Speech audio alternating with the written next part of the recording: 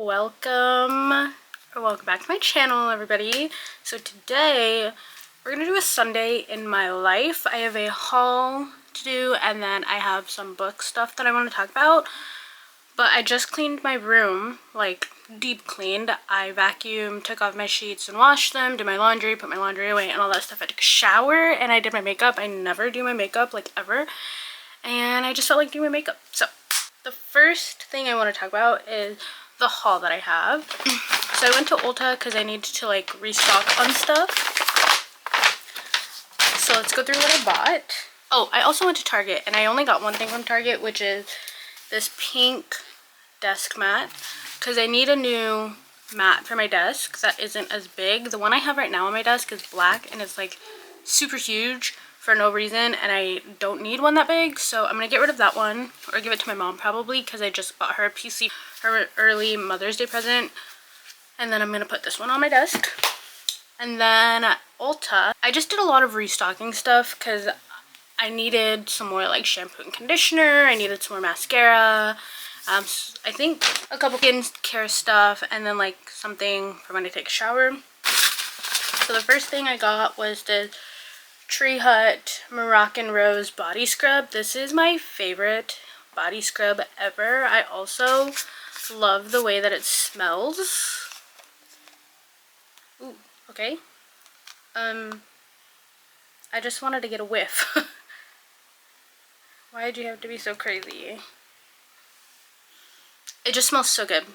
Also, yeah, last night my sister and I were watching the podcast that Camilla did with Ash Trevino. Does anyone here watch Ash Trevino? Did anyone watch that podcast? Because that podcast, Camilla clocked her so many times. And like, whatever, I don't even want to talk about it. I just wish that I had never seen the Ash Trevino side of TikTok. Like, I wish that I could go back in time and just like erase it from my memories. And I wish that I could just like not have gone down a rabbit hole of Ash Trevino and everything Ash Trevino, because now it's everywhere and I don't want to think about it any longer. Anyways, moving on. The next thing I got was the telescopic mascara by L'Oreal. This is my favorite mascara ever. I've been using this since I was like in college, maybe even in high school. I always get waterproof because my eyelashes, when they're not curled, they're so straight, and even if I curl them and I put regular mascara on them, it doesn't stay curled. So waterproof is my best friend. And then I got more of my Mighty Patch pimple patches, because apparently I'm out of these ones. I have another one from, it's a different brand. I don't know what brand it is, but it doesn't work as well as these ones do. So I needed to pick up more of those. And then I got my shampoo and conditioner. I got two different ones. I got the Red Ken All Soft Mega Curls shampoo and conditioner in the gold bottle. My hairstylist actually recommended this to me because I use Red Ken. It just wasn't these ones, but after I got my hair done, she told me that I should go out and get these ones. And I also got the Mega Curls one because my hair is curly. So yeah, love these.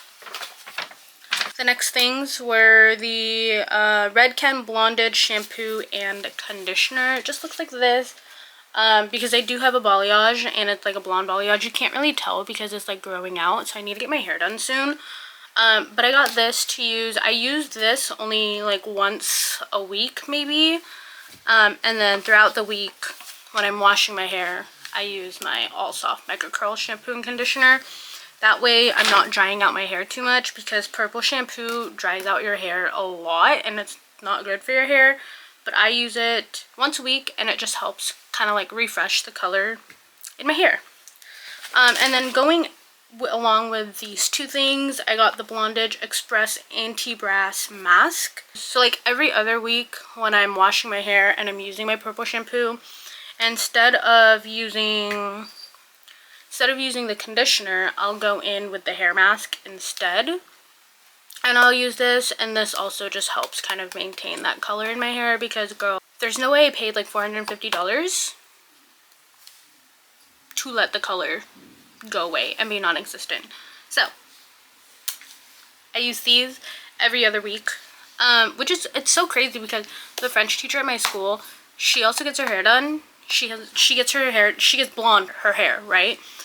And there's this one day I was asking her, I like texted her one day because I was trying to go and find a new purple shampoo to use.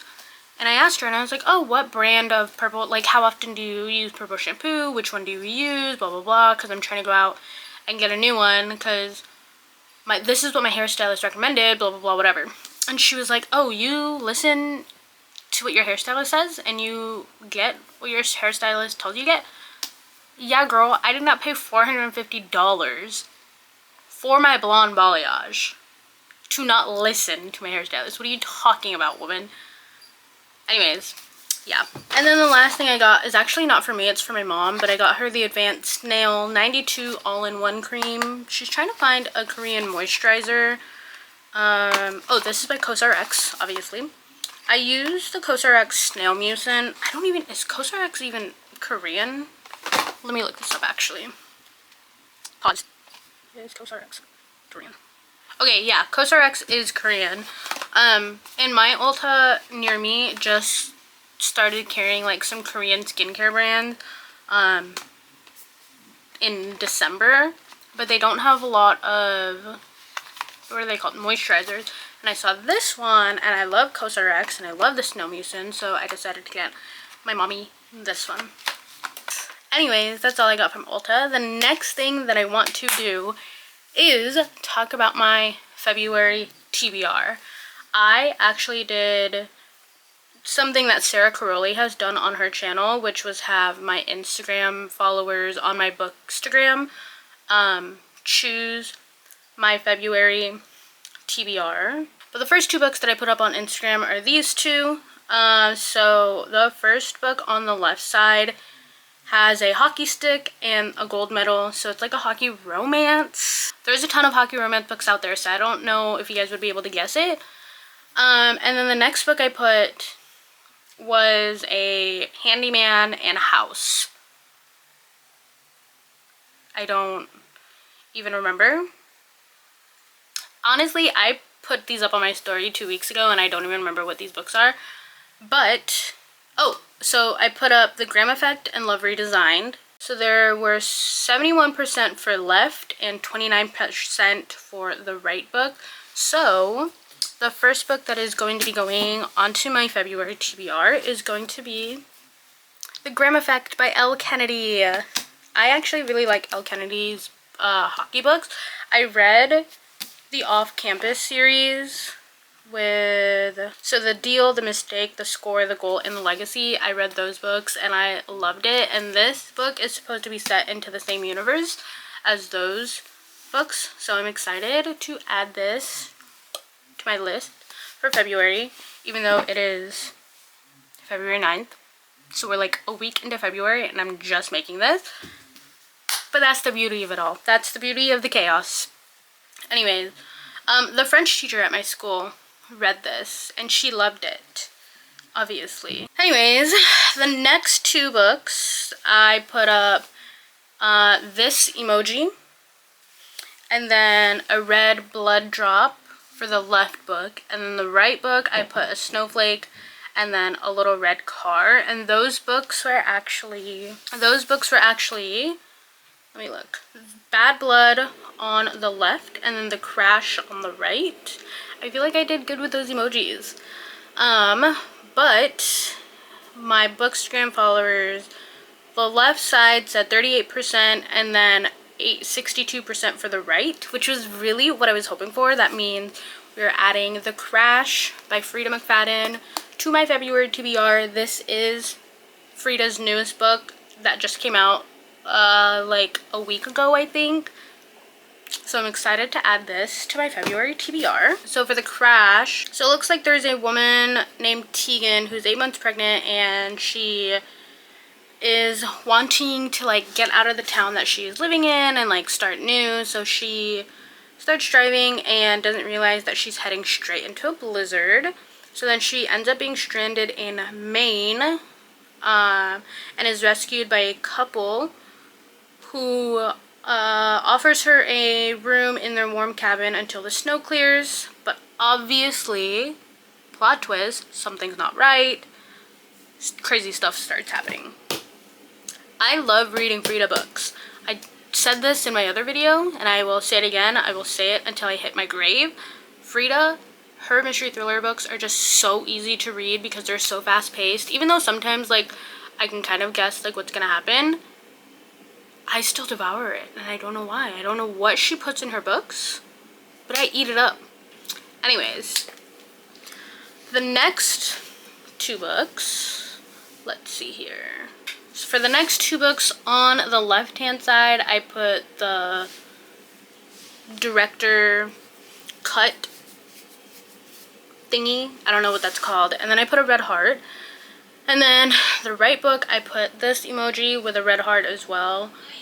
A lot of the emojis that I used for these books are like the same because I'm not creative and I didn't know what else to put.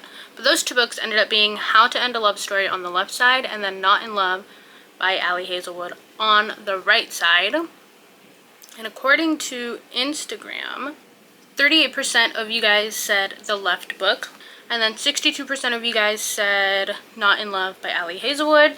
So it looks like winner winner chicken dinner is Not in Love by Ali Hazelwood. And I'm actually sad that this got added to my February TBR because I have like 3 other Ali Hazelwood books that I still need to read, and I don't like reading books from authors that were like published after books that I haven't read yet, if that makes any sense.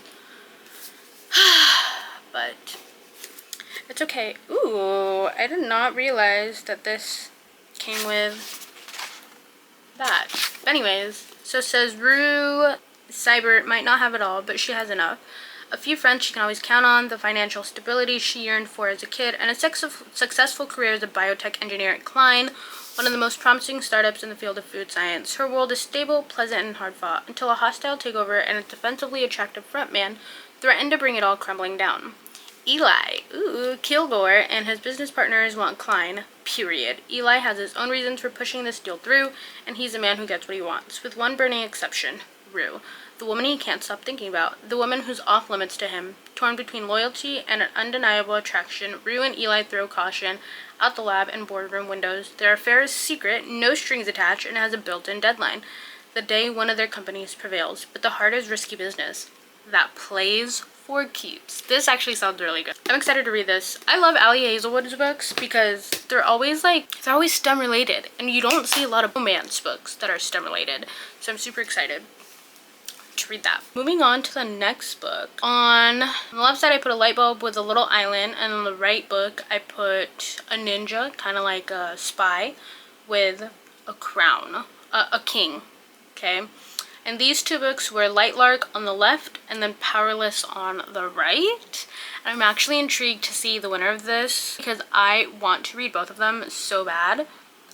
But let's take a look. Oh, okay. So 25% of you guys said the left side, and then 75% of you guys said the right side. Looks like we're adding Powerless to our February TBR. This is actually kind of thick, so I don't know how that's gonna go. But I'm excited because I've seen so many good things about this book and the trilogy, and I have some friends who have read this trilogy and they really like it.